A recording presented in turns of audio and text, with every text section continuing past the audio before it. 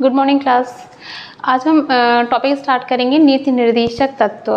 तो पहले की क्लास में मंत्रिपरिषद देखी हमने, लोग मंत्रिपरिषद पीएम और राष्ट्रपति उपराष्ट्रपति इनके बारे में डिस्कस किया। तो आज की क्लास में हम मंत्रिपरिषद के बाद में जो अब हम नेक्स्ट टॉपिक लेके चल रहे हैं वो हम नीति निर्देशक तत्व लेके चल रहे हैं। तो नीति निर्देशक तत्व आपका जो टॉपिक है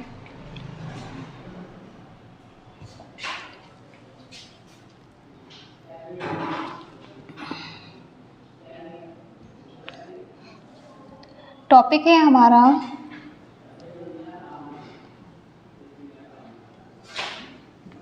नीति निर्देशक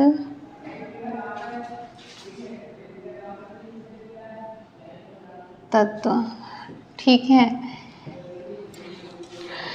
तो आपका जो नीति निर्देशक तत्व है ये भारत के संविधान में भाग 4 में है। ठीक है, तो नीति निर्देशक तत्व हमारे भारत के संविधान भाग 4 में है और ये आपके जो अडॉप्ट किए गए हैं वो आपके आयरलैंड के संविधान से लेके। तो अगर हम बात करें नीति निर्देशक तत्व की, तो नीति का मतलब होता है वो नीतियाँ जिसको निर्देशित करती है सरकार। और निर्देशित क्यों करती है? क्योंकि निर्देशित करने के द्वारा आपका ज़्यादा से ज़्यादा भला हो सके। तो ऐसी नीतियाँ जिनको निर्देशित करने से हमारा ज़्यादा से ज़्यादा जन कल्याण हो सके, उन नीतियों को निर्देशित करने के पीछे सरकार का उद्देश्य ये है कि कम आउटपुट में ज़्यादा फायदा। ठीक है, यानी कि ऐसी योजना निकालना जो छोटी सी योजना से ज़्यादा लोगों का फायदा हो सके, यानी कि जन कल्याणकारी राज्य की स्थापना करना।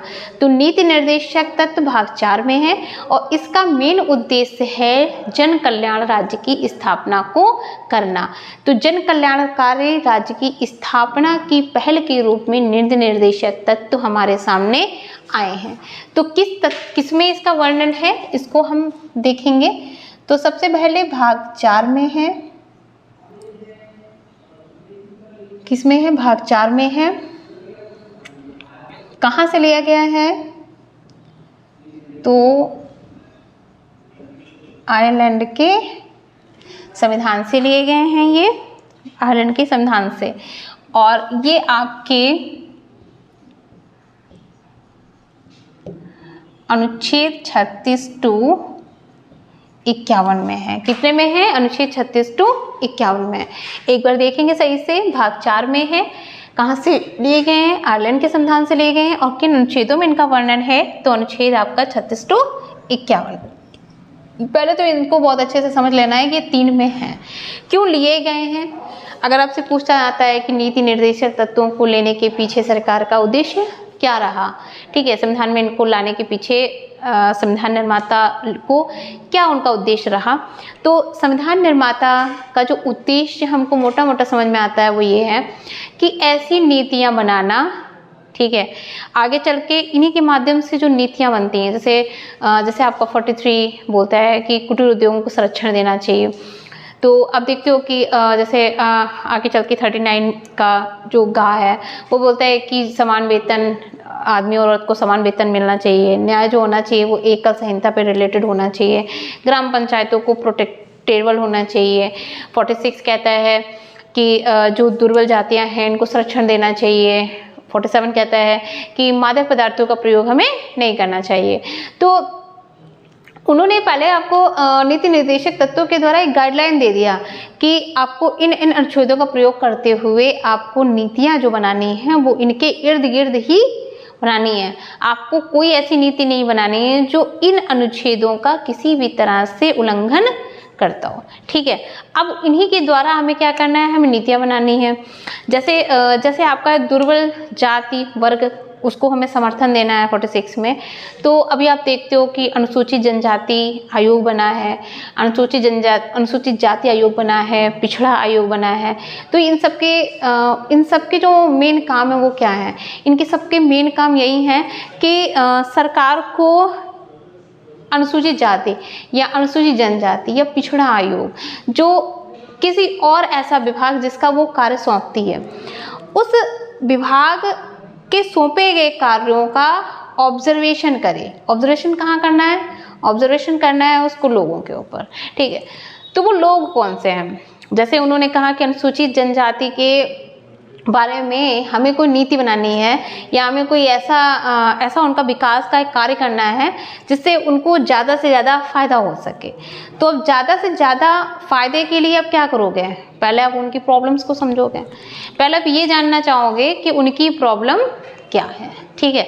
जब आप उनकी प्रॉब्लम समझ जाओगे तब आप क्या करोगे, आप उनके लिए सोचोगे कि जैसे अगर किसी मलिन बस्ती में लोग रह रहे हैं तो हम कैसे उनके जीवन रूपरेखा को परिवर्तित कर सकते हैं। तो परिवर्तन कैसे करोगे, सबसे पहले आप उनके यहाँ पे गंदगी को साफ कराना चाहोगे।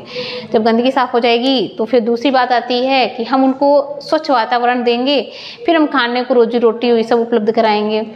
जब ये मिल जाता है तब आती है कि अब हमको शिक्षित भी होना चाहिए, ठीक है, क्योंकि शिक्षा तभी आप लेना चाहोगे जब आपका पेट भरा है, वरना आपको पहले क्या, आपको पहले मूलभूत आवश्यकता ही नहीं आपके पास पूरी है। आपके पास तो खाने को नहीं है, आपके पास तो जमीन छोड़ दीजिए, मकान नहीं है, पहनने कपड़ा नहीं है, तो उस कंडीशन में आप शिक्षित नहीं होना चाहोगे। शिक्षित तभी होना चाहोगे जब ये सारी चीज़ें आपके पास हैं। अब आप ये सब पाने के बाद में शिक्षित होना चाहोगे, सरकार ने दिया, सरकार ने कहा कि अब उनको शिक्षित भी बनाइए। तो इस तरह से नीतियाँ ऐसी बनाओ कि छोटी सी नीति हो लेकिन उस छोटी सी नीति से ज़्यादा लोगों का फायदा हो सके। तो नीति निर्देशक तत्व के माध्यम से उन्होंने आपको इंस्ट्रक्शंस दे रखे हैं कि सरकार को क्या करना चाहिए जिससे कम लागत में ज़्यादा फायदा हो सके। ऐसी योजना जिससे छोटे से छोटे गांव के व्यक्ति भी उससे लाभान्वित हो सकें, ठीक है। तो अब इसको हम 1 बाय 1 देखेंगे कि कौन सा अनुच्छेद किससे रिलेशन रखता है। तो अभी हमने आपका यहाँ पे देखा, सबसे पहले अब आप जो है अनुच्छेद देखोगे इसमें, तो अनुच्छेद आपका 39 का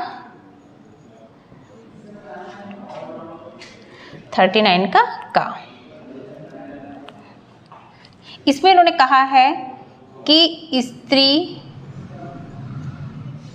या पुरुष को समान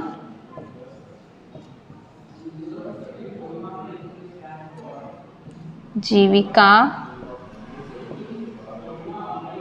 साधन, ठीक है। तो अभी आपको समझ में क्या आ रहा है कि 39 का क्या कहता है। 39 का आपसे बोल रहा है कि स्त्री और पुरुष, ठीक है, जैसा कि हम लोगों ने मूल अधिकारों में पढ़ा है कि स्त्री और पुरुष को लिंग जाति के आधार पे किसी भी तरह का भेदभाव नहीं करेंगे। तो अगर स्त्री और पुरुष में लिंग जाति पे भेदभाव नहीं करेंगे, क्यों नहीं करेंगे, क्योंकि ये मूल अधिकार है, ठीक है। अब मूल अधिकारों के लिए राज्य जो है वो भी कुछ कार्य कर रही है। राज्य ने कहा कि अनुच्छेद 39 के तहत अगर किसी भी प्रबंधन में या किसी भी कार्य में स्त्री और पुरुष हैं तो उनको जीविका के समान साधन उपलब्ध कराए जाएंगे। अगर जीविका के मतलब क्या होता है, आपकी वो रोजी रोटी जिसके माध्यम से आप अपना कार्य करना चाहते हो। तो अभी वो साधन क्या है, जैसे अगर विभाग में जगह निकलती है शिक्षक वर्ग की, तो उस शिक्षक वर्ग की जगह में अगर आदमी को जगह मिल रही है तो औरतों को भी समान वहाँ पे कार्य मिलेगा। तो समान जीविका के साधन सरकार उपलब्ध कराएगी अनुच्छेद 39 के द्वारा। ये सरकार का अब कार्य हो गया है कि सरकार ऐसा करेगी, ठीक है। आपको समझ में आ गया।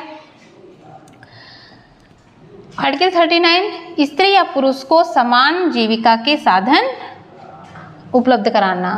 इसके बाद में आप देखोगे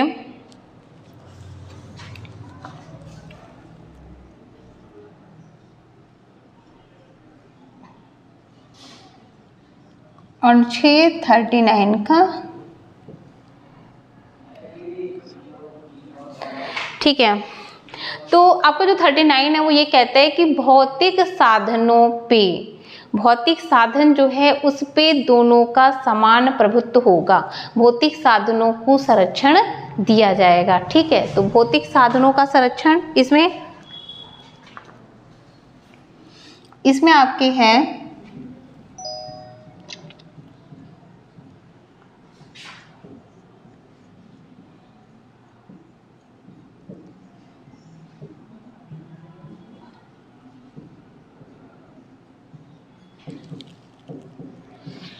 भौतिक साधनों पर नियंत्रण,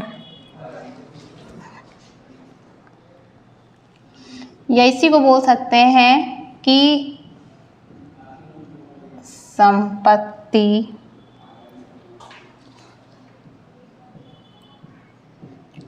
और उत्पादन का इस प्रकार प्रयोग कि केंद्रीकरण ना हो। ठीक है, तो संपत्ति और साधनों का इस तरह से प्रयोग हो कि उन पे केंद्रीकरण ना हो। ठीक है, तो किसी भी तरह से आपका इसका मतलब क्या है, सही से समझ में जो आता है वो ये आता है कि जो कोई भी आपके भौतिक साधन है, ठीक है, या फिर आपकी संपत्ति या उत्पादन है, तो उस पर इतना केंद्रीकरण नहीं होगा कि आम जनता को भी उसका फायदा ना मिले। ठीक है, तो केंद्रीकरण नहीं करना है, उसको मुक्त व्यवहार में सभी के लिए हमें रखना है। ठीक है, तो केंद्रीकरण नहीं होना चाहिए किसका, भौतिक साधनों का। उसके बाद में है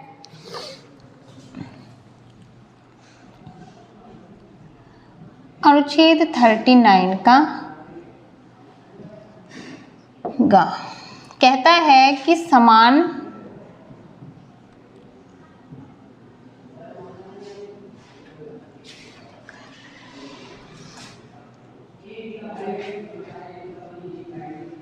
कार्य के लिए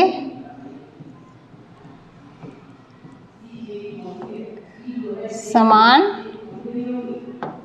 वेतन। ठीक है, समान कार्य के लिए क्या है, समान वेतन। यानी अगर किसी विभाग में स्त्री या पुरुष कोई काम कर रहे हैं तो उनका वेतन कैसा होना चाहिए, समान होना चाहिए। ऐसा नहीं होना चाहिए कि स्त्री को वेतन कम दे रहे हो पुरुष को ज़्यादा, या पुरुष को ज़्यादा दे रहे हो स्त्री को कम।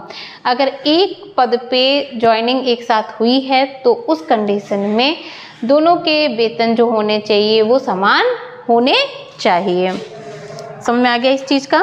नेक्स्ट इसके बाद में है अनुच्छेद 39 का डा। आपका 39 का डा ये कहता है कि राज्य अपनी नीतियों को इस प्रकार से क्रियान्वित करेगा, राज्य अपनी योजनाओं को इस प्रकार से बनाएगा, बहुत ही लचीला बनाएगा, जिससे छोटे बच्चों को ज़्यादा से ज़्यादा फायदा हो, और रोजगार के साधन उपलब्ध कराएगा जिससे छोटे बच्चों की सुकुमार अवस्था का किसी भी तरह से शोषण ना हो। ठीक है, छोटे बच्चे हों या माता पिता उनके हों, उनकी अवस्था का शोषण ना हो। ठीक है, अवस्था का शोषण का मतलब ये होता है कि अगर रोजगार नहीं मिल रहा होता है तो हम लोग क्या करते हैं, हम लोग किसी भी रोजगार को करने को तैयार हो जाते हैं, या फिर जैसे कम दाम पे भी हम करने को तैयार हो जाते हैं। हमें उतना पेमेंट नहीं मिल रहा है लेकिन फिर भी हम दिन भर लगे हैं, तो ये जो दिन भर आप काम करते हो आप कम रुपए में, ये क्या है, शोषण है। ठीक है, तो इस तरह का शोषण सरकार नहीं होने देगा इस अनुच्छेद के द्वारा। इसके द्वारा क्या है,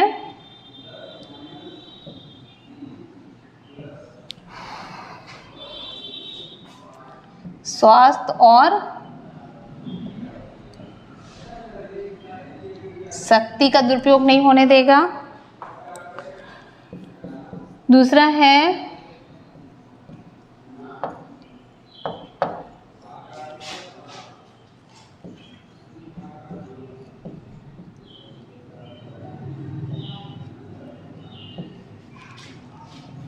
सुकुमार अवस्था।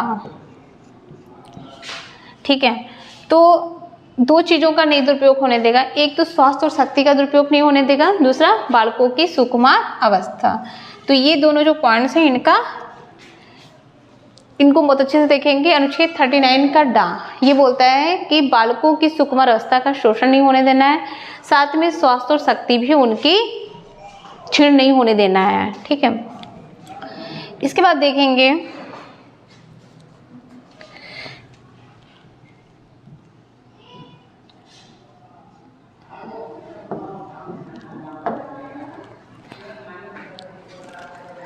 ठीक है, अनुच्छेद 39 का चा, अनुच्छेद 39 का चा ये बोलता है कि बच्चों के जो नैतिक चरित्र है बच्चों का, जो नैतिक ज्ञान है बच्चों का, ठीक है, बच्चों की अवस्था का नैतिक परित्याग नहीं होना चाहिए, यानी कि उनको किसी भी तरह से नैतिक गलत गतिविधियों में परिलिप्त नहीं होने देना है।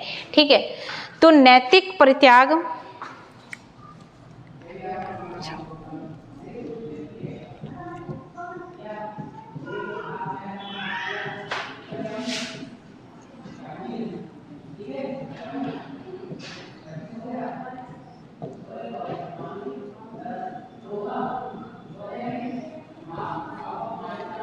परित्याग से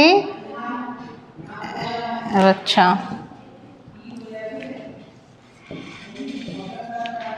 तो भौतिक तथा नैतिक परित्याग से रक्षा करनी है। ठीक है, बच्चों की नैतिक और भौतिक परित्याग से रक्षा करनी है। इसके बाद हम देखेंगे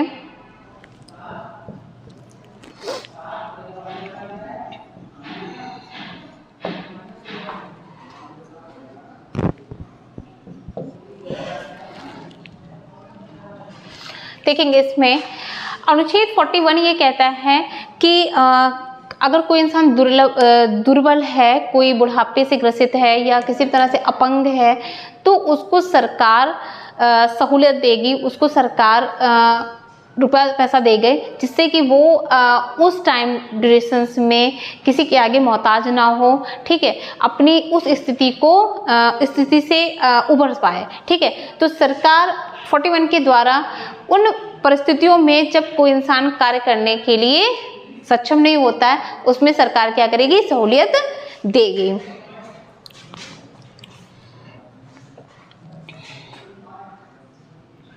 ठीक है, आपको बुढ़ापा है,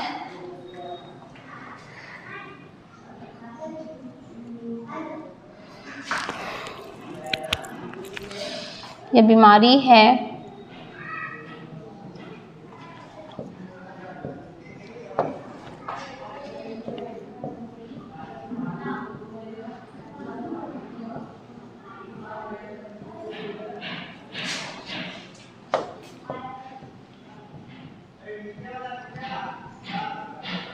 ठीक है, तो बुढ़ापा या बेगारी में क्या करेगा, सार्वजनिक सहायता देगा।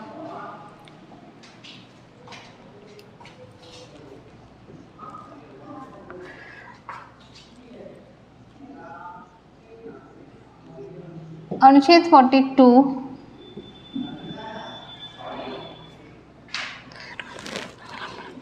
अनुच्छेद 42 ये कहता है कि स्त्री और पुरुष को अनुकूल परिस्थितियों में ही कार्य कराया जाएगा। अगर स्थिति उनकी अनुकूल नहीं है तो उस कंडीशन में उनको छुट्टी लेने का प्रावधान होगा। जैसे अगर कोई भी फीमेल में है तो उसको मैटरनल लीव मिलती है। तो मैटरनल लीव इसलिए मिलती है क्योंकि ये 42 के तहत उनका ये अधिकार है कि अगर उनको कंडीशंस ऐसी है कि वो काम नहीं कर सकते हैं तो उस कंडीशन में उनको छुट्टी मिल सकती है। अब पैटर्नल लीव की भी सिफारिश की जा रही है कि जिस तरह से एक बच्चे के पास में उसकी माता का होना आवश्यक है, उसी तरह से छोटे पे एक पिता का भी अपने बच्चे के पास होना उतना ही ज़रूरी है जितना कि माँ। तो पैटर्नल लीव भी मिलनी चाहिए। तो इसमें आपका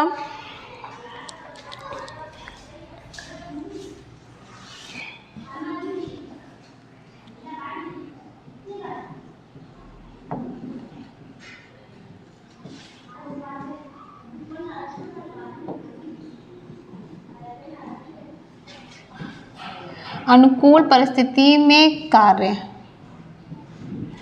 पहला। दूसरा है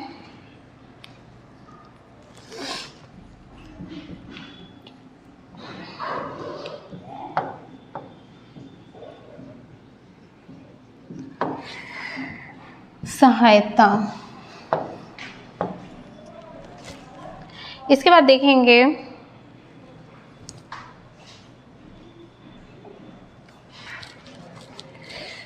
अनुच्छेद आपका 43।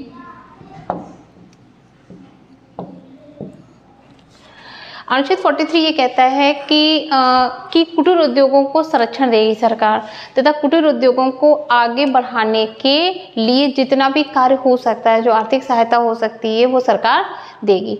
जैसे कि हम लोग इसमें देख रहे हैं कि एक जिला एक उत्पाद, तो एक जिला एक उत्पाद हमारे कुटीर उद्योगों को संरक्षण देने से संबंधित ही एक पहल है जो सरकार इसी अनुच्छेद के माध्यम से आगे करने की कोशिश में लगी हुई है। तो आपका 43 क्या है?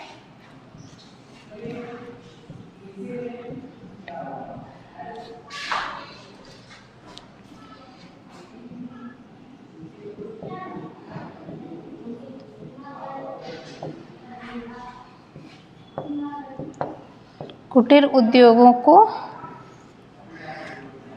को संरक्षण।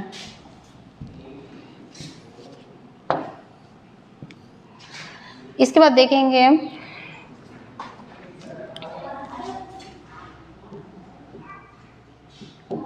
अनुच्छेद 43 का अनुच्छेद 43 का ये कहता है कि प्रबंधन में भागीदारी जो है वो बराबर की होनी चाहिए। यानी कि कोई भी अगर प्रबंधन है तो उस प्रबंधन में सिर्फ ऐसा नहीं होना चाहिए कि पुरुष को भागीदारी दे दी जाए, स्त्री को नेगलेक्ट कर दिया जाए, स्त्री को भागीदारी दे दी जाए और पुरुष को नेगलेक्ट कर दिया जाए। यानी प्रबंधन के कार्यों में दोनों की समान भागीदारी होनी चाहिए।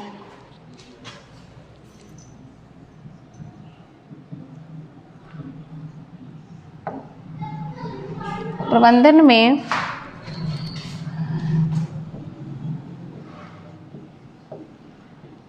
कर्मचारियों की भागीदारी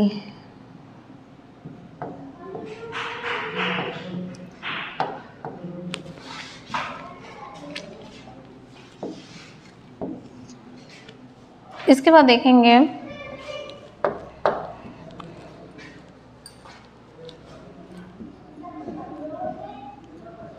अनुच्छेद 48।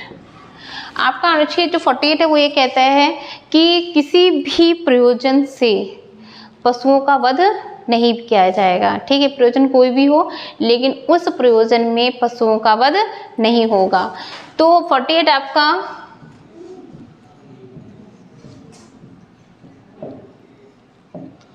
पशुओं के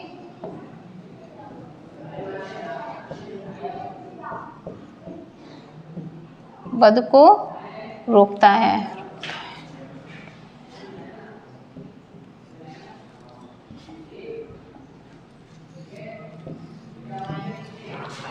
इसके बाद देखेंगे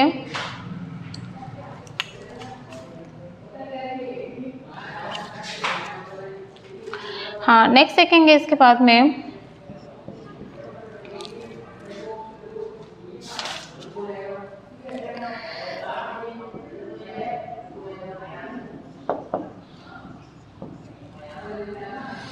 अनुच्छेद 46 ये कहता है कि दुर्बल वर्ग कौन कौन से हैं? अनुसूचित जाति, अनुसूचित जनजाति, पिछड़ा वर्ग आयोग।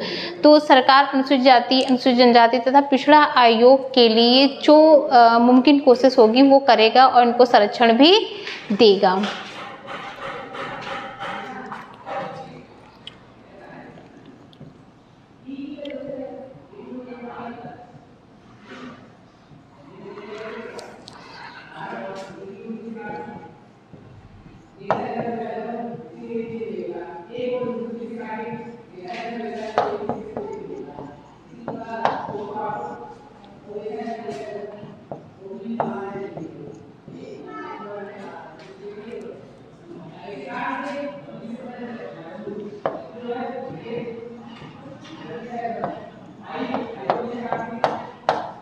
को क्या करेगा? संरक्षण देगा।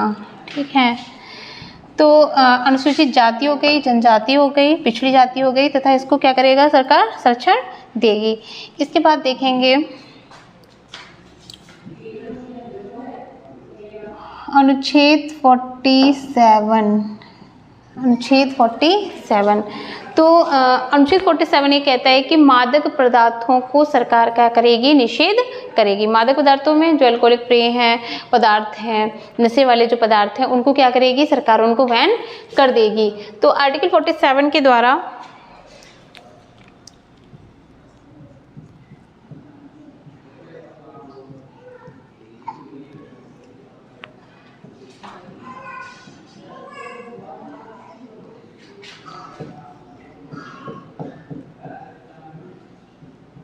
हानिकारक पदार्थों का निषेध।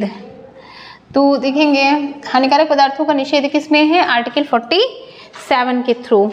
इसके बाद में देखेंगे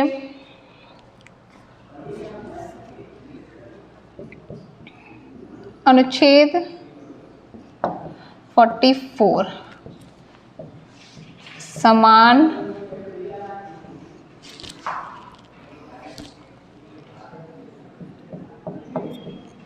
नागरिक संहिता। अनुच्छेद 44 के द्वारा भारत में एक समान नागरिक संहिता लागू होगी, जिसका प्रयोग सभी नागरिक के लिए किया जाएगा। ठीक है, यानी नागरिक संहिता क्या होगी, सभी के लिए एक समान होगी आर्टिकल 44 के द्वारा।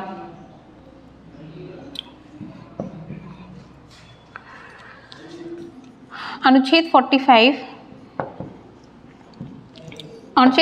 ये कहता है कि 6 से लेके 14 साल के बच्चों को, 6 से लेके 14 साल के बच्चों को शिक्षा कैसी मिलेगी, निःशुल्क शिक्षा। कैसी शिक्षा मिलेगी, निःशुल्क शिक्षा मिलेगी।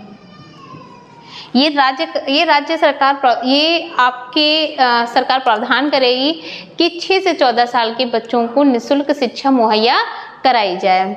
ठीक है, इसके बाद देखेंगे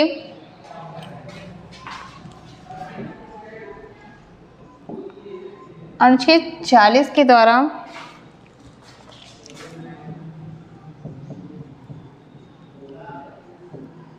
ग्राम पंचायत का गठन।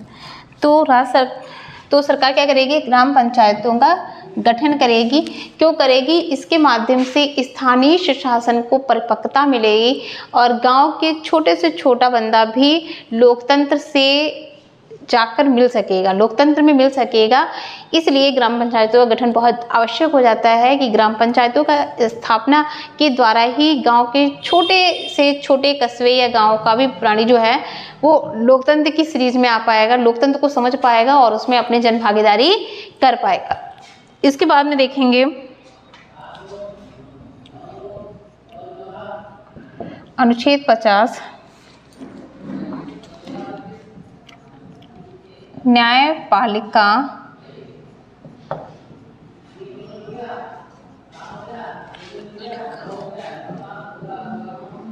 और कार्यपालिका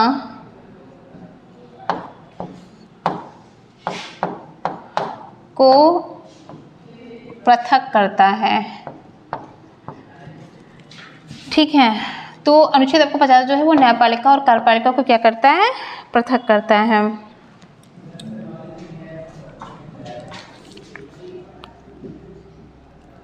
अनुच्छेद 49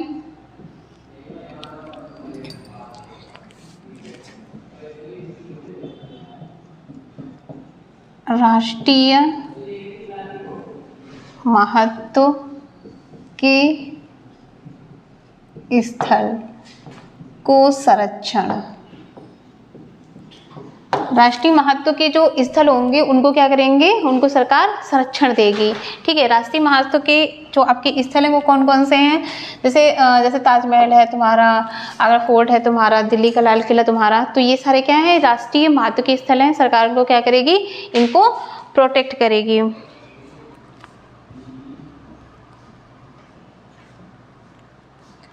अनुच्छेद 51 के द्वारा अंतर्राष्ट्रीय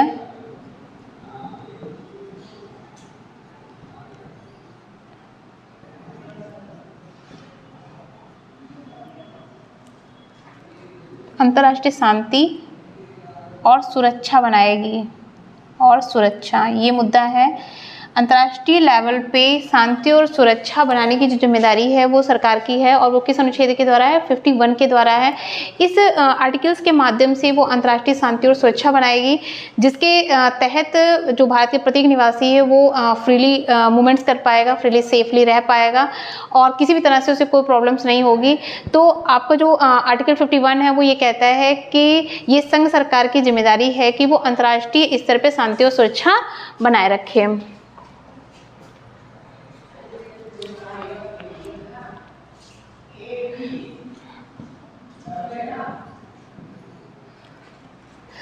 तो इसी के साथ में जो नीति निर्देशक तत्व हैं वो टॉपिक हमारा पूरा होता है। तो आज के टॉपिक में आपने नीति निर्देशक तत्व के बारे में डिटेल वाइज में सारे पॉइंट्स पढ़े। अब नेक्स्ट टॉपिक में हम लोकसभा राज्यसभा के बारे में डिस्कस करेंगे। तो आज की क्लास में हमारा इतना ही था। Thank you.